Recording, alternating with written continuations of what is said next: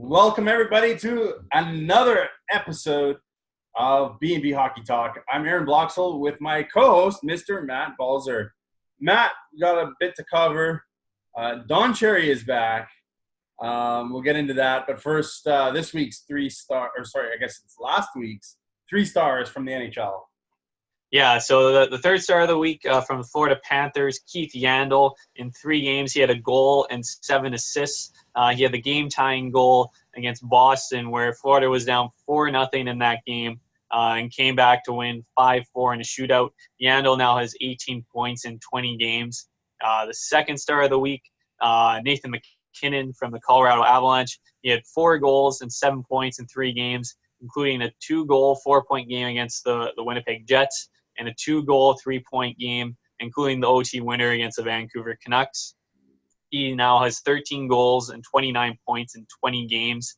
And the first star of the week, it's McJesus himself. He's back again. Connor McDavid, 3 goals, 10 points in 3 games, including a hat trick and 6 points in only 2 periods of play in that game against Colorado, and also a 3-assist game against the Dallas Stars. He now has 14 goals, 37 points in just 21 games. Disgusting. I know. It's nice to see scoring or players getting points like that, like they did back in the early 90s. I'm curious to see, because for years there, in the dead puck era and stuff, players were struggling to get 100 points. We had a few that did it last year, and it'd be really great to see even more players do it this year.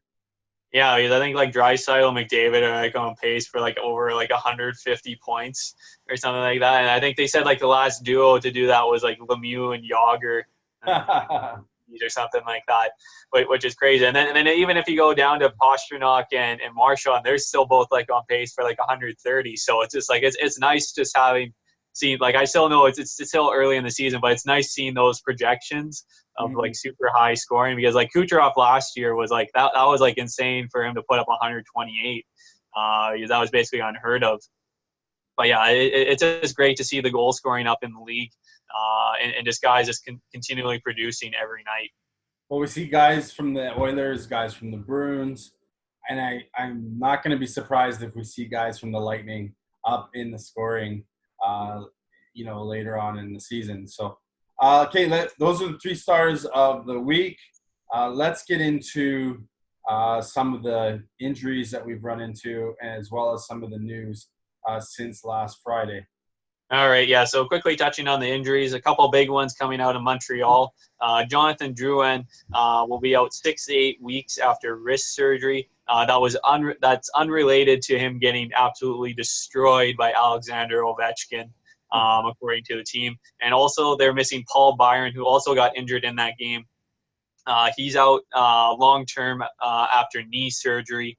So 2 big losses, especially Drouin, because he especially turned around his game this year after struggling last year. Another big tough loss for the Buffalo Sabres, Kyle Okposo suffered another concussion. That's his 4th in the last 2.5 years. He's out indefinitely. Wishing my best to him, because especially dealing with that many concussions in that short a time period, you might think that his career might be coming to an end sooner rather than later. Also, Carolina, Eric Holla is out indefinitely with a knee injury. According to Rod Brindamore, it's not going to be a short-term injury. He had already missed some time earlier this season with a lower body injury. And he actually started to fit in really nicely with Carolina. He had about 8 goals in 11 games this year. But I wonder if this is more related to last year, where he had that gruesome knee injury as well with Vegas that ended his season. And the last 2 big injuries coming out of Colorado, Matt Calvert's out indefinitely with a head injury. He took a Elias Pettersson wrist shot to the side of the face up close. And also they have Tyson Jost out day-to-day with an upper body injury. But good news for Colorado on the injury front when it comes to their goaltending. Philip Grubauer and Pavel Francouz are both possibilities to be back in the lineup tomorrow night, which is great news with having to go through their 3rd and 4th goalie right now. Let's talk about the Matt Calvert injury for a sec, because what happened is he gets hit in the head with the shot. He's bleeding. He's down on the ice, and yet the refs didn't blow the play down. The Canucks continued on, and Alex Adler ends up scoring, which is a pretty big goal. There's about 2.5 minutes left. It made it a one-goal game, and then the Canucks were able to pull the goalie and tie it up.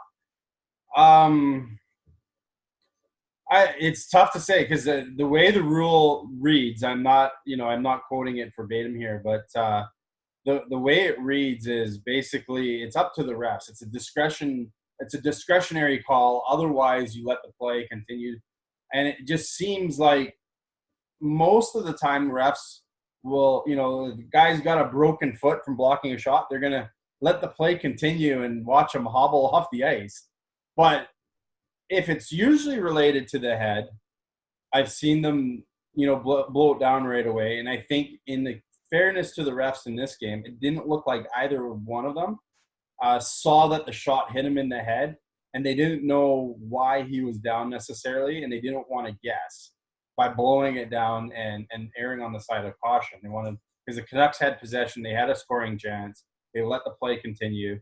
And then after, you see Calvert getting up off the ice and he's bleeding and stuff, and you couldn't really see that before, but when Pettersson stopped skating and he was like checking him out to see if he was okay, I think that should have been enough for the refs to blow it down. What were your thoughts on it? Yeah. So it's one of those difficult things because like when you have the injured player and the opposing team still has possession of the puck, unless if it's a serious injury, that's the only way the refs can blow it down. And this should have been blown down, especially like as you brought up, like Pettersson, like right after he shot the puck and he knew he nailed Calvert in the side of the head, he put both of his hands up, sort of like, hey, like, are you guys gonna blow the whistle? Like when the opposing team players are like, this is serious, like we should blow play down. And as a Canucks fan, it's just like, I know we got the goal later or whatever, but that play should have been blown dead, especially to a shot to the head. I know he was bleeding, but like you couldn't tell he was bleeding until after he took off his helmet after the whistle. And it's sort of tough for the refs because Calvert actually sort of tried to get up too before falling down again. So it sort of seemed like, okay, he might be all right. And depending on what the refs saw too, and because I'm not sure if they actually saw the puck hit his face, but like if you're the Avalanche, you're super upset and all that. And I thought Nathan McKinnon did a great job after the game explaining it's like, it's not the Canucks' fault. It's not our fault. It's just what the rule book says, sort of thing. And I think he sort of brought up like a LeBron James comparison, sort of like, oh, what if that was LeBron down on the court and his head was bleeding and then the other team scored like a game-winning three-pointer or something like that sort of thing, because it changed the complexion of the game because the one-goal game and then the Canucks were able to get to overtime and all that. But yeah, it's sort of a bit of a gray area, but yeah, because then you got to think about how you would change the rule book, because like as you brought up, like, oh, guys block the shots off their leg or whatever and are like down and out sort of thing all the time. But especially when it comes to the head area, you got to take that very seriously. And they're usually pretty good at blowing it down when it's in the head, but from what I saw, it didn't look like either ref realized he was hit in the head. It looked like they thought, oh, maybe he was hit in the arm or the shoulder. But you look back when the Canucks were in San Jose and Schottner got destroyed in front of the ref, down and out, injured. The Sharks get possession, and they're allowed to skate all the way down the ice, and play continued until Schottner somehow managed to get up and get off the ice. And that they were down a man for almost 30 seconds because of that. And then Schottner goes on to miss a couple of games due to injury. To me, that's when they should be blowing it down. Like San Jose got the puck in their own end. They're not about to score. Yes, they might have an on-man advantage, but I think that's, to me, that's typically when they should blow it down. And I think the refs are also fearing making a mistake or blowing, getting caught that somebody's maybe not as hurt as they thought. So I think that's why they err more on that side of the call, right? Where they just let it continue until the other team gets possession. Yeah, and it's also tough with it being that late in the game and the Canucks are pressing to score like that. It's really tough because like if you blow the whistle and then if you're wrong, then you got a whole bench basically giving you an earful. But in that instance, I think everybody knew Calvert was in trouble after he took that shot. So, but yeah, hopefully he'll be all right. Because Pettersson's shots, even his wrist shots, so I wouldn't want to take that from any close range. No, neither would I, for sure. Some milestones reached this week. We talked about Jeff Carter's 1,000th game. He played it, scored the winning goal against Vegas. But there's some other ones. Why don't you fill us in on those? Yeah, so the biggest one goes to Joel Quenneville with the Florida Panthers. He picked up career win number 900, becoming only the second NHL coach ever to reach that mark. The only other one, the great Scotty Bowman, who has 1,244 career wins, so he's still got a ways to go to get anywhere near Bowman. But Quenneville, he's done actually a pretty good job in Florida, though. They've been winning most of their games pretty high scoring. There hasn't been exactly any trap games or whatever going on there. Bobrovsky sort of struggled right there, but they're still in the top three in the Atlantic Division. So a big congrats to him.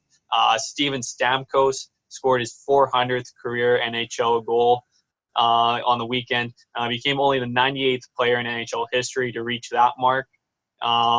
Also, Jonathan Huberdeau, speaking of the Florida Panthers, picked up his 252nd career assist to become the all-time assist leader in franchise history for the Florida Panthers. And he's only 26 years old, so I think he'll be able to add a lot to that. Because if you go off of guys unless they trade him, of course, but I don't see that happening anytime soon. So it's like the record books. It's going to be all Barkov and Huberdeau and all those guys. It's just it's like once when you really look at all the career stats or whatever for their franchise, it's like, okay, like these guys have a chance to really blow everything out of the water.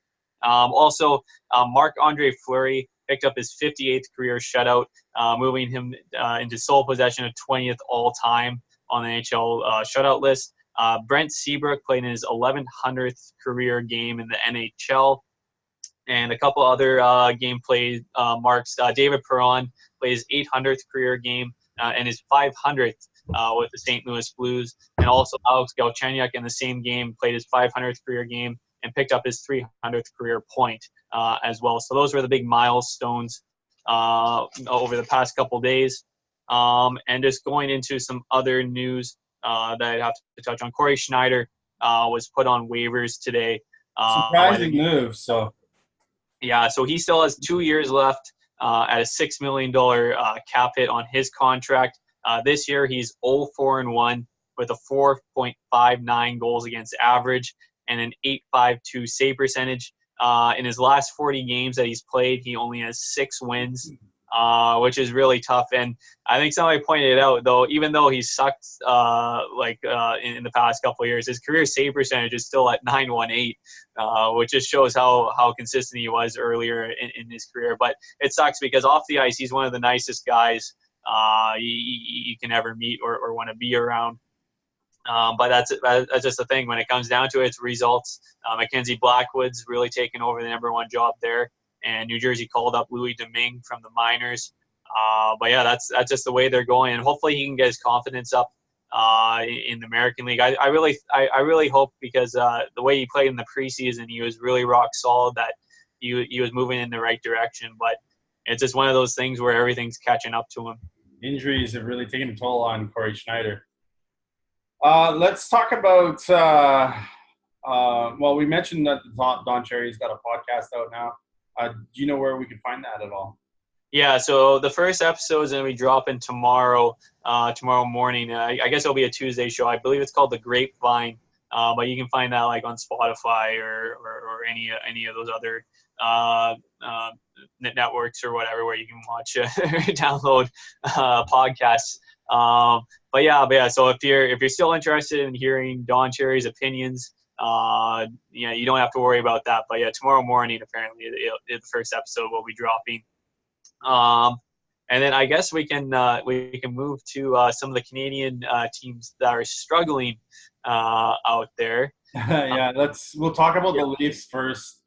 I think Craig Button talked about it on TSN.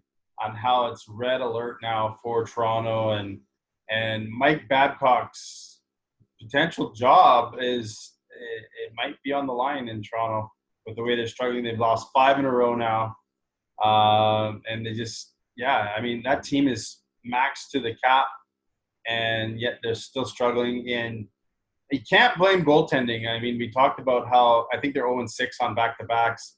They bring in another. They bring up the guy from their farm system from Toronto, from the Marlies, and they get absolutely lit up against Pittsburgh the other night. But man, it's like even Brian Burke, this morning said that team should be embarrassed with the way they played in front of them because they just didn't even show up to the game. Yeah, so the Leafs are 9-9-4 on the season. They have 1 regulation win in their last 9 games, and they only have 2 regulation wins in their last 15. And to add on to that, their power play in that time span has only been 11.8%, and their penalty kill has only been 71.4%. So they're not getting it done on special teams. And also another stat that I saw, the Leafs have given up the first goal of the game 17 out of the 22 games. So they're not playing with the lead. They're not getting help from their special teams. And with them, as you brought up, being so tight to the cap, there's only so much they can do to move this roster around. Like another guy that's been really struggling, Tyson Barrie, on that back end. He just hasn't really been able to find a fit. Like I know it's the contract year for him, so you got that extra pressure, but he's also not playing on the top power play unit.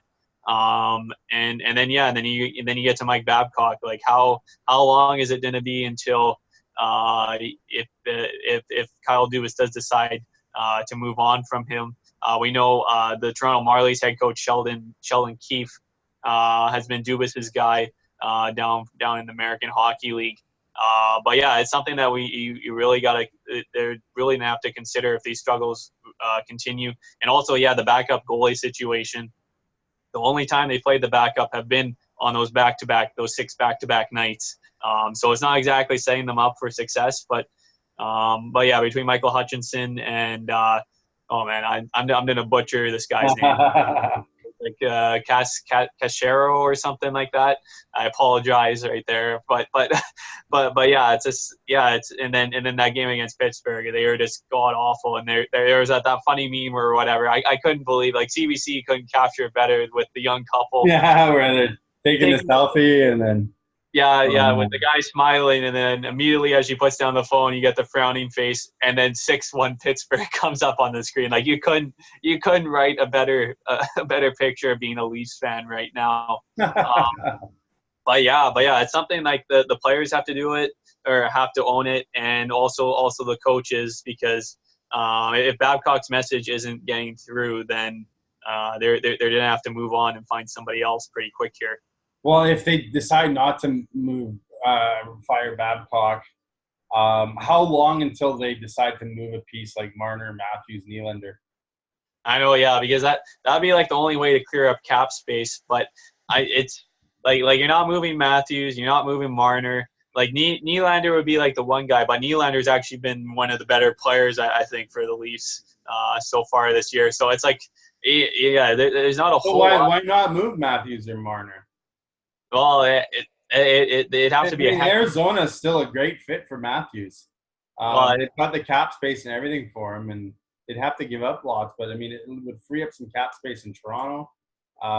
They have Tavares as their number 1 guy still, so that's just my thoughts, anyways. Yeah. Well, for me, Matthews has been so good this year, like over Tavares. Like I know Tavares had the injury also this year, but Matthews, like he's just a goal scoring machine. It's just something that you just can't trade away, sort of thing. Like between Marner and Nylander, like those would be like the 2 guys I would, but I just can't see them moving on. And like Barrie would be like the one guy that you might want to see a change in scenery, but with Colorado eating half of his cap hit, it's only about like $2.75 million right now. So that's not a whole lot of wiggle room if you're trying to go player for player sort of thing. But maybe, depending on what trades, because at least with Marner being hurt, you got his cap hit off right now. But but yeah, it's something that I think is just gonna have to be done internally, or you're gonna have to fire the coach, because that's just the easiest thing to do. Changing focus to another Canadian team, the Calgary Flames. They got shut out 6-0 last night. They got shut out 3-0 the night before that. They've now not scored a goal in quite a while. I think he said in 100 Over 110 minutes. Johnny Gaudreau, Sean Monahan, and some of their other supporting cast there they're not putting up a lot of points right now. What's the problem there? Do they need? Are they missing James Neal or what? Well, they haven't been getting much secondary scoring. They haven't been getting their big guns. Like I know some of them are putting up a little bit of points, but goal scoring wise is the big one. Johnny Gaudreau only has 2 goals in his last 18 games. Sean Monahan 3 goals in his last 21 games. And Michael Backlund, who I consider to be a pretty good two-way player that can produce, only has 1 goal in his last 13. When your big guards aren't going, and then you got your secondary cast, like Michael Frolik only has 3 points this year. I know he's been healthy, scratched 1 game. Mark Jankowski is pointless this year, which actually I thought he looked to be like an up and coming younger player there, but he's been pointless. But yeah, it's just one of those things where they're just struggling to put the puck in the net. Like Matthew Tkachuk really voiced his frustration after last night's loss, basically calling it's bad right now. It's disgusting. It's not fun to come to the rink right now. But we just got to sort of figure this thing out and get things rolling. But yeah, because like the Flames, they're about like 500 right now too. And talk about a rough weekend. Matthew Tkachuk in his battle with the goaltenders. if you missed it, I believe it was on Saturday when they played Arizona. Johnny Gaudreau had sort of taken a hit from Demers, and he came back and cross-checked Demers in the back. And I think Demers sort of sold it this a little bit, but then Gaudreau gave him a shot, and then Tkachuk gave him a shot, and then Kemper came in and basically threw him down in a massive headlock on Tkachuk, and then David Riddick skated across the ice and everything. It's quite a scene if you missed that. And then last night, Fleury was giving him a bit of a face wash and stuff. But the Flames also, I saw their power play in their last 10 games is 5 for 33. So that's another team struggling with special teams. But yeah, it's just like I think like when it comes to that emotional spark, like Matthew Tkachuk is that guy that sort of gets things rolling. I believe for their team. But when their big guns aren't scoring, that's another team where you got to figure out if they're going to change things around. Because I think Riddick has actually been playing pretty well, and they hung Cam Talbot out to dry last night. Yeah. So, but I think Riddick has played very well and has embraced the number 1 job pretty good in Calgary so far. We got to keep going here. A few other teams on streaks. Oilers continue to maintain, but we wanted to talk about Arizona Coyotes today, along with over in I want to call it the Central. But anyways, the other 2 teams over there would be Chicago and Dallas, who keep rolling, and then Nashville for the wrong reasons. What's caught your eyes first and foremost with the Coyotes? Yeah, so with Arizona, their goaltending, like I just brought up Darcy Kemper in that throwdown. He actually had a shutout in that game. Just the way they've been playing well defensively, and with Rick Tocchet as their head coach. I've been really impressed with how they play. They're 12-7-2, second in the Pacific Division. Only 3 points behind the Oilers with a game in hand. I really like them, and that's still without Phil Kessel like really like popping off or something like that. It's just their team game has been just so well. They've been going so well like that I'm actually surprised they've been able to keep that pace up with their roster. I thought they'd sort of be an okay team or whatever, but they've risen above. And then, as you brought up, Chicago, ever since that big shutout loss where they lost 4-0 in Nashville, and they got outshot 51-20, they are now 5-1-2 in their last 8 games, and 6-2-2 over their last 10. and they gave Nashville a big beat down on the weekend. They won 7-2, and that came off the hands of I guess Rene when he got that shutout. Apparently, after the game, he said that was the easiest shutout he'd ever had in his career. So you probably knew that was on the whiteboard before that game. But also Corey Crawford, I'll give him props because Leonard had been playing well all season, but Corey Crawford has really found his game. And in between both of those guys, they've really started to heat up. And also Dylan Strome has also really started to find his game because they've had like some struggles on their back end. Like Eric Gustafsson he's not even anywhere near his 60-point performance that he had last year. But he had a couple goals in the last 3 games. And Strome, and they finally put DeBrincat, Strome, and Kane back together on a line after I don't even know the reasoning why they separated them, but they were just so good together last year. So it's great to see some of those teams that were sort of at the bottom starting to rise up the standings. I think it was to more have Taves try to get him actively more offensively, but so that's. Let's go to the Metropolitan Division. We talked about this before we came on air. The New York Islanders, just absolutely incredible. They continue to go, as does the Washington Capitals.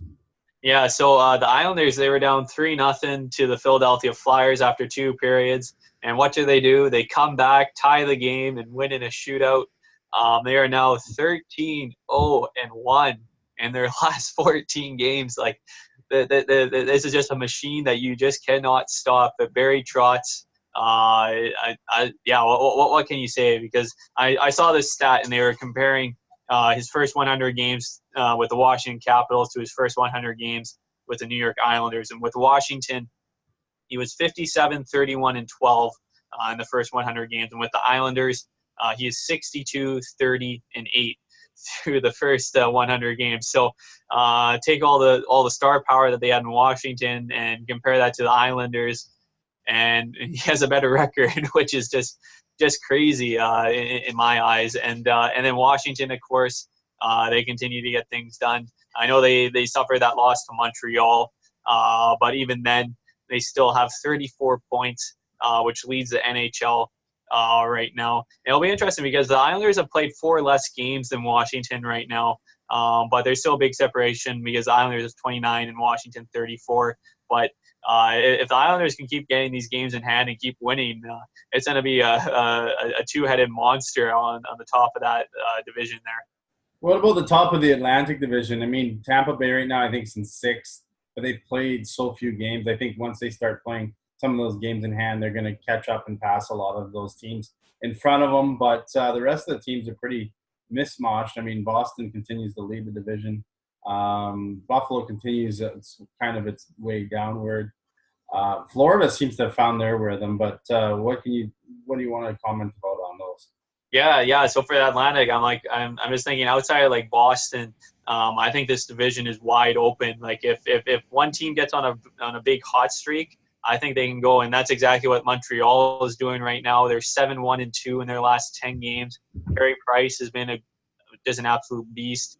Shea Weber too, I keep hearing. So well, Shea Weber. Well, that one timer that he had against Washington, it's just like you see Samsonov, he's like ducking away from the puck because he doesn't want to get nailed with that thing. And even like that game that Weber had the 2 goals against LA, just that one timer where it got blocked, popped up in the air, and it was just somehow able to land right back in front of him and able to one time it again and in. And I think it's just their balanced attack once again. They're getting it done. Philip Deneau, Brendan Gallagher, Thomas Tatar, Nick Suzuki actually with Kakaniemi, who was out injured. I believe he's back in the lineup now. But with him being out, they shifted Suzuki over to center, and he's actually really taken off in that position, seeing his ice time rise there. And also shout out to Cale Fleury, who scored a beauty for his first NHL goal. A couple nice dekes to the backhand upstairs. But yeah, Montreal, it's just they're one of those teams where I wasn't sure where, because I thought the Atlantic would be a really strong division and that they might be on just the outs. But so far, so good there because they're only 3 points behind Boston for top in the division. But other than that, like Tampa Bay, because they've only played 17, so they they still got 3 games in hand on most of the teams there. So not too overly concerned there. But that's basically it. But Ottawa, actually, I'll give Ottawa credit a little. They're 6-4 over their last 10 games, so they actually haven't been as bad as I think. We could talk about bad teams. I mean, even LA's got 4 in a row right now. So it's interesting how things kind of even out throughout the season. When teams start getting some injuries, road trips start happening. It's a long season, and the NHL is a grind for sure. So, and even San Jose, they've won 6 straight now, but they're still 10-1 on the season. So, but yeah, it's just crazy all the waves. So, but yeah, it's nice having the parity in the league right now, because it just takes a couple teams to go on a long losing streak and another team to go on a long winning streak, and everything gets all out of whack where everybody is. So, but yeah, it's great hockey going on around right now. Matt, final word to wrap up today's show. All right, so I think I'm going to be doing something a little bit differently with the highlights on our Facebook page. I think I'm going to start limiting them to some top highlights, just for timing-wise for myself, and that way you guys don't get buggered down with everything. I think that worked pretty well over this weekend. So it's just something in the short term that we'll be trying out, and I might start to do a couple more articles and stuff maybe in that time as well, just to give you guys the heads up. So yeah, just for the short term wise, we're going to try to balance things out and see how that goes. But yeah, you can follow us on B&B Hockey Talk on our Facebook page to see all those top highlights there. Perfect. For Matt, I'm Aaron. Thanks for watching, listening, wherever you may be doing. We'll be back on Wednesday with our Vancouver Canucks special, and on Friday again with Around the NHL, like today's episode. So thanks for all the love and support, and we'll see you guys next episode.